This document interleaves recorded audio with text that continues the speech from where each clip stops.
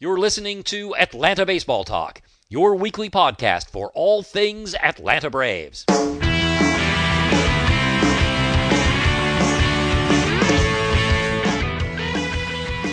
Welcome to show number 301. Today is Sunday, June 7, 2015, and my name is Steve. No ham tonight, but I am joined by Curtis. And in tonight's show, we'll talk about what to do at third base, Cameron Maybin's contract, and we'll revisit the Manny Banuelos trade. But first, Curtis, the dumpster fire that is the Middle Relief Corps. So there's no pretending that it's not a problem anymore. I mean, even Freddie, and it's so interesting, is acknowledging it in like post-game comments and stuff. Earlier this week, during the Arizona series, he came out and said it was demoralizing to the position players, which I found refreshing. For God's sakes, just be honest about something that's so obvious. The numbers don't lie either. The Braves bullpen has the worst ERA in the National League. So, Curtis, I look at this team, and I see heading in today, they're 7th in runs scored in the National League. They're 6th in ERA for the starters. And even that's that's somewhat misleading, right? Because you've replaced your 4th and 5th now with Fulte and Williams Perez, and those numbers are even better. I saw the stat that DOB posted this morning that over the past 7 games, again heading into today, the Braves batted .315, 9 homers, 50 runs, as I said, in the past 7 games, but they're 4-3 in that span due to a 5.02 ERA.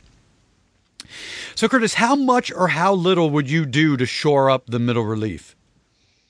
I would do kind of stuff like what they did today, picking up these 2 veterans, Eveland, I'm not sure how you say his name, and Ardsma, a couple of guys that have been around and were pitching minor leagues for the Red Sox and the Dodgers, and basically had deals where they were supposed to be called up by a certain point and weren't, so they got their free agency, and now the Braves have picked them up. A couple of guys pitching well in AAA, not too old, who've had experience in the majors, and just see if maybe you can catch some lightning in a bottle with one of these guys. It seems like we've swung and missed on a lot of bullpen pitchers this year. Unfortunately, a lot of opposing teams are not swinging and missing at their pitches. But yay! And there's also a lot of guys I think that they could keep bringing up from Gwinnett that are pitching pretty well. The other David Carpenter, right? Aaron Kurtz, Carlos Fisher. Some of these guys I'm not really even familiar, but Baron Kleinecht. Household name. Yeah, totally. And then Ryan Kelly is at Mississippi. He's got 10 saves and a .48 ERA with a 1.02 whip. So yeah, there's got to be something about deeper. Those guys, right? It's not like this is new to the front office. I don't mean, the process of bringing guys up, but the, the really terrible scenario they're in. And I really just wonder if the numbers don't tell the whole story on those guys. Because I was looking at AA and AAA as well, and you see guys with decent numbers, and they must believe that they only have one pitch, or, they're really playing to the strengths and the weaknesses of your typical AA, AAA hitter, and that they're just going to get creamed up here. That part's just interesting to me. Yeah, and we've seen it with Connolly and Kahn and Cuniff and all these other guys, Sugar Ray that they've brought up who could not handle, who had maybe some limited success, or like Donnie Veal had 0 success. But I know that the Braves, with even a mediocre bullpen, would be much farther along and would be a much better team record-wise than they are right now. Well, that's the thing. Worst bullpen ERA in the National League. Right, if they were middle of the pack, that would have to be 3 or 4 wins. We could be in first place. I mean, I know it's sort of easy to say, but my God, we should have swept Arizona this week. Yeah, we should have swept Arizona. Yeah, 22. You scored 22 runs in that 3-game series and go 1-2. We should have won 2 or 3. We really could have gone 5-1 this week. Yeah. Yeah. Well, in the walk-off, they blew that game too. You mean Saturday night? Yeah, the Braves are up 4-2 in that game, and they blew that. The Braves have given up 96 runs in the 7th inning or later. Yeah, that's not good. No. I heard one of the TV guys was talking about it's hard to out hit your bullpen when they're giving up so many runs. Was it Tom Glavine? Yeah, I don't know, maybe. Well, I think it was Joe, but it's it's kind of obvious, but it was well said, and Yeah. that's surely what the position players are feeling like now. Well, and you mentioned Freddie, and he even made a comment today when Wood got thrown out of that game. He's like, he can't get thrown out of the game. He can't get thrown out of the game in the fifth inning. He's like, our bullpen is our bullpen. He Kurt, cannot get thrown out of that It's game. so funny. I copied down that quote as well because it struck me the same way. Our bullpen is our bullpen. Again, refreshing. You would never have heard that stuff out of Bobby. Yeah, Ever. And it's even, I mean, it's not to just throw out another litany of things, but late inning close games, the Braves are the worst in opponent's average, slugging, and home runs. I mean, you like you said, you cannot win, you cannot be competitive. And the worst part is you see it coming from a mile away. I mean, when they pull starters, it's like light them up. Here it comes. So there are some things coming down the pike, right? You've got McKirahan, the lefty, who started with the club, those first couple weeks, and then got suspended. You've got Vizcaíno, who we got back this winter from the Cubs in the, what's his name? God, I can never remember his name. The second baseman that we traded to the Cubs. La Stella, thank you. The righty, both of them coming off suspensions in mid-July. Now, McKirahan was actually looking pretty good. He had 3 appearances, 2 of them he gave up no runs. Vizcaíno was terrible in the spring. Over a 9 ERA, was walking a ton of guys, didn't make the 25-man. But, you got to figure they'll at least give him a look. Moylan is supposed to be coming soon, right? He was more of a nostalgia signing, it seemed like, than anything, and they were going to make him a pitcher / manager. And then he was kicking so much butt in this as he started his rehab. They sent him to AAA last week, and he's pitched 2 innings, 1 hit, 3 walks, not so good, 2 strikeouts. I mean, really? Well, look, there's very little to hang your hat on in the bullpen. If Moylan can come in and actually get a couple outs. I mean, look, what I don't do, I don't trade a top 20 prospect. I don't spend more than $1 million on somebody. Middle relievers come and go. You got to just, they just need to sort of get lucky on someone, right? I think sooner than later, they can bring in Banuelos, who's pitching very well in AAA, but is on an innings count, right? He's on an innings limit. So use him in the bullpen. My God, use him in the bullpen. And keep finding guys on waivers or, little trades for guys that are change of scenery guys, just like Ardsma, Eveland, like they did today. And just see what happens. I mean, it's kind of frustrating, Kurt. I look at 7th in runs and 6th in ERA for the starters, and I look at the, I look at the Nationals who've lost we've lost 7 of the last 10. I'm looking up right now. Did they win against the Cubs today? No, the Cubs beat them today. Okay, so they've lost 8 of 11. We're 2.5 out. Even with the worst bullpen in baseball, I really do think, and we were talking before we got on, you're like, there's no way this team wins a World Series. And look, you're probably right, but they're not a terrible team. If the bullpen was middle of the pack and they got hot at the right time, I mean, this team could do something. So it's frustrating, but there is sort of the long term that's going on. They're saving money. They're getting ready for next year in 2017. You don't want to go out and trade any of the big pieces we got for middle relievers who, one day to the next can really just lose it. But they got to keep trying. They got to keep, cycling guys through to see what they can do. Just make it a mediocre bullpen and we start winning more games. Yeah, and you have guys, obviously the 2 that you mentioned on suspension, but we also lost Outman for the season. We lost Shea Simmons for the season. So those are, it's not just that. It's the point I'm trying to make, and if I can think of the words, is that it's beyond that all these pieces are terrible. It's that you're trying to fill a lot more holes than you anticipated. And of course, they were scrambling from day one in a way. And of course, you trade Kimbrel 3 seconds before the season starts. Sure. I mean, you had those built-in replacements with Grilly and Jim Johnson there, but but they were supposed to be 7-8, not 8-9. Yeah, right. And now they are. And Jim Johnson was terrible this week. So, it's difficult, and still getting on Freddie for bullpen management at this point is kind of laughable. That's like, you didn't take all the deck chairs off of the Titanic, so we're going to blame you for that whole operation. All right, Kurt, next up is fair or foul, where I throw something out there where we agree with it fair or disagree with it foul. So first, fair or foul, make Uribe your everyday third baseman and send Chris Johnson to the bench. I do, just almost based on defense. He's such a better defensive player than Chris Johnson is, but he is also, I think, a comparable offensive player.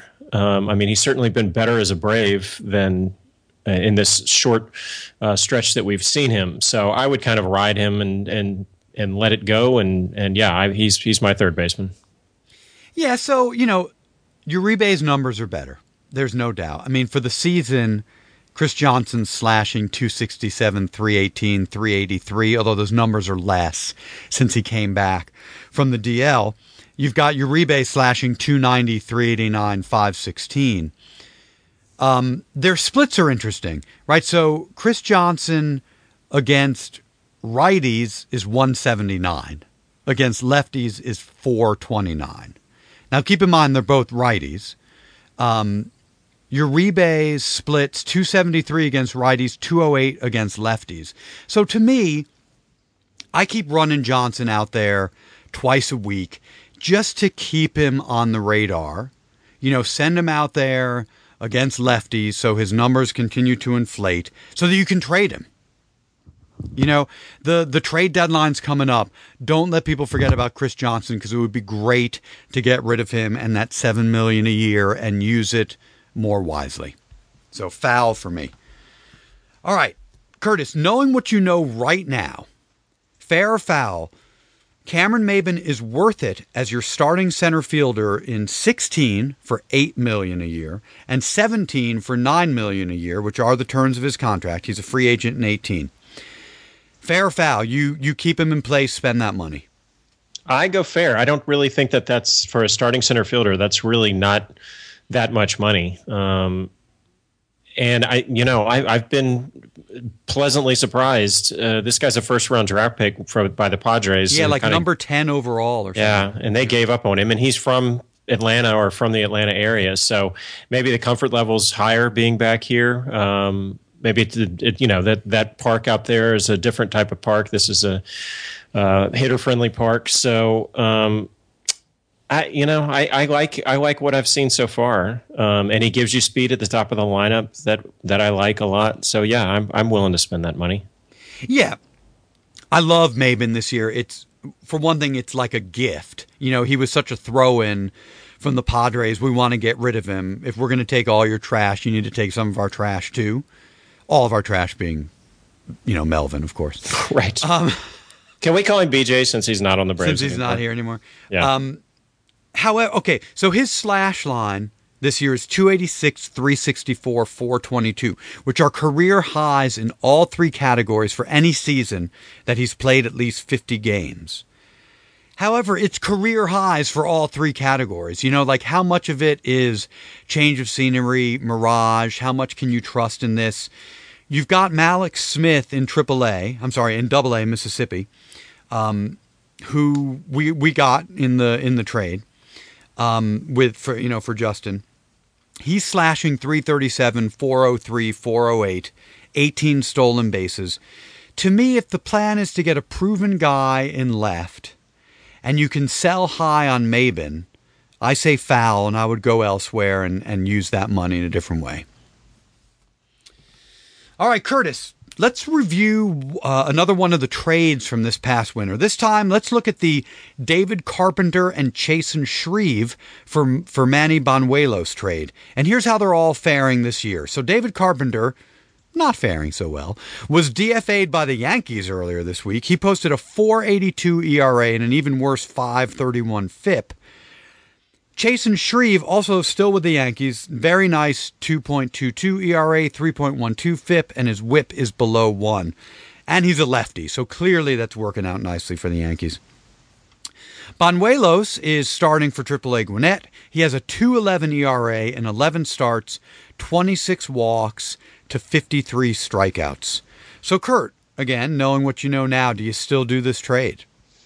Yeah, it's worked out obviously very well for the Braves, especially if the other David Carpenter, ends up back in our bullpen and pitches well again for us, because you would certainly take a guy that's pitching this well as a starter straight up for a left-handed reliever, which is effectively what that trade has become now. So no doubt. And you see, the brilliance in the trade with the Dodgers is now you've got Uribe on the Braves. That's right. So when Carpenter joins the Braves again, the whole voodoo hex is sort of gone. That's true. It's a closing of a circle. I like that.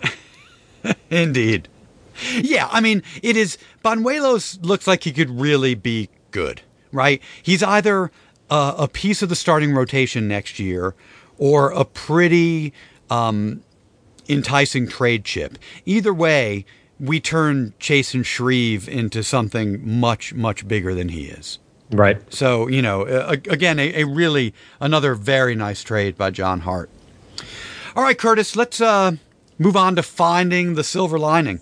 What can you hang your hat on this week? Which, not much. But Freddie Freeman was otherworldly.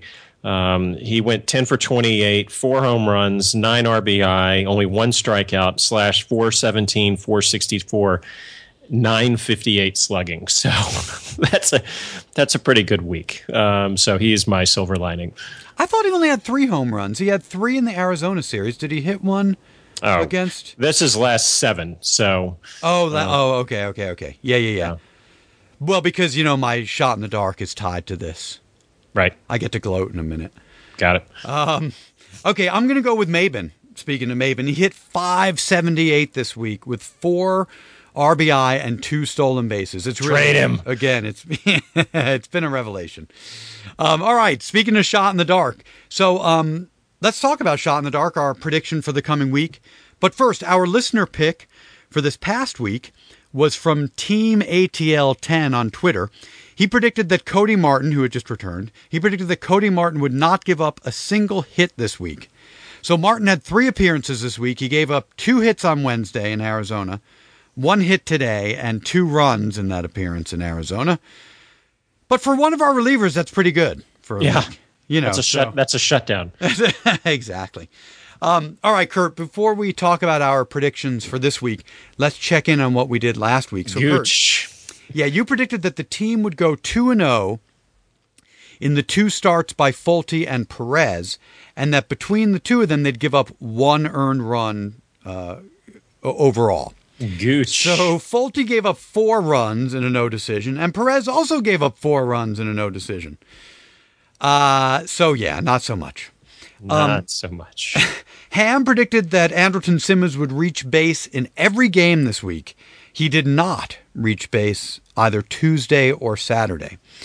And I predicted that Freddie would hit 3 home runs and bat over 350 this week. He hit 391 with exactly 3 homers. So I win. I'm off to a 1-0 start. That's back-to-back weeks for you?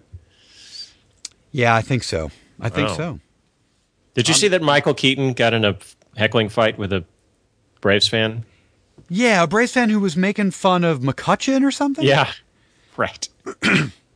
Is he a Steelers? Is he a Pirates fan? Apparently he is a Pirates fan. That's funny. And as he walked out, he did the point at the scoreboard. Nice. Oh. And then he said, "I'm Batman." All right, Curtis, what is your shot in the dark for this week? Well, since I've picked the Braves the last couple of weeks and have single-handedly destroyed their careers, I'm now going the opposite direction. Since we have basically half of our roster coming in on the Padres, I'm picking all Padres, all revenge games. Kimbrel 2 saves, Justin bats over 350, hits 2 homers. Even Melvin gets in on the act and has 3 hits.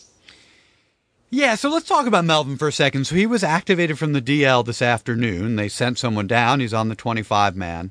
And the timing is really crazy that San Diego arrives today. Do you think he gets a start? I mean, don't you think the manager is at least thinking about the fact that he's terrible? That he's just going to get booed mercilessly here, and why start his career as a Padre that way? No. Okay. No. I said that to my 14-year-old today, and he's like, "Daddy, he's a major leaguer." Yeah, I think that they have film of what Dan Uggla just did on his last trip to Atlanta, and they've been just running that on loop in Melvin's iPad. So, God, it'd be interesting. So on record, I think he just does nothing. I just refuse to believe that he has, rediscovered his swing and has fixed all his mechanical flaws and is going to come out there and hit. I just don't believe it. I just don't believe it. Absolutely not. All right. Ham phoned in his, and I mean that in both ways. Yeah. Mailed in. He mailed it in, yeah. He says that more than half of our relievers give up more than 2 runs this week, which frankly has been like the last 5 weeks. So I don't know what Ham he's doing. Are you going to let him know about that when he gets back on the show? No, next week. Oh, of course. That you mocked him? Yeah, of course. Good. All right. My shot in the dark is that we sweep the Padres. 4 games, baby. I'm not even gonna comment. All right, let's look at the week ahead, Kurt. But let's look back on our predictions for last week. So we all predicted 4-2 for the week that just passed, and of course we went 2-4. So, God, that Arizona series was just we just had all those games. So terrible. Yeah, it really was. All right, so Kurt, coming up this week, 4 at home against San Diego and then 3 in New York against the Mets. And the matchups are Shelby versus Ian Kennedy and his over 6 ERA. Fulte versus the 7-0 James Big Game Shields and his 3.58 ERA. I like to say that because he's so not big game, James. It's just so great. Williams Perez against Tyson Ross and his 3.75 ERA. And the last game with San Diego, Tehran versus Andrew Kashner with a 4.05 ERA. On to New York against the Mets. It's Wood against Cologne, who has a 4.52 ERA. I was surprised, actually, that his ERA was that high. Miller versus DeGrom and his 2.37 ERA. That's a pretty sexy matchup. And then finishing up with Fulte Syndergaard and his 3.77 ERA. And again, we miss Matt Harvey. So, Curtis, what do you got? Hammy's going 2-5 this week. How about you? Wow. Hammy gets really down on the Braves when he's out of town. When he's not here to take the shots. I'm going 3-4, split with the Padres, 1-2 against the Mets. Are you saying that Hammy is basically like an American League pitcher who will bean people knowing that he's not coming up to bat? Exactly. All right, he's Pedro. He lives in Boston. That's an apt. All right, so I'm going 5-2 because we're sweeping the Padres, and then we're winning 1 in New York. Silliness. And on that silly note, that is the show. So everyone, please make sure you have us in your RSS feeds or subscriptions on iTunes or Stitcher so that you don't miss any of our weekly shows. And as always, check us out at AtlantaBaseballTalk.com for past shows, to check out our blogs, and to post in our comment section. And be sure to follow us on Twitter at ATL Baseball Talk and to like us on Facebook. Thanks again for listening, everyone, and go Braves! Thanks for listening to Atlanta Baseball Talk, your weekly podcast for all things Atlanta Braves. To find new shows, to post in our forum, or to send a comment, please visit us at AtlantaBaseballTalk.com.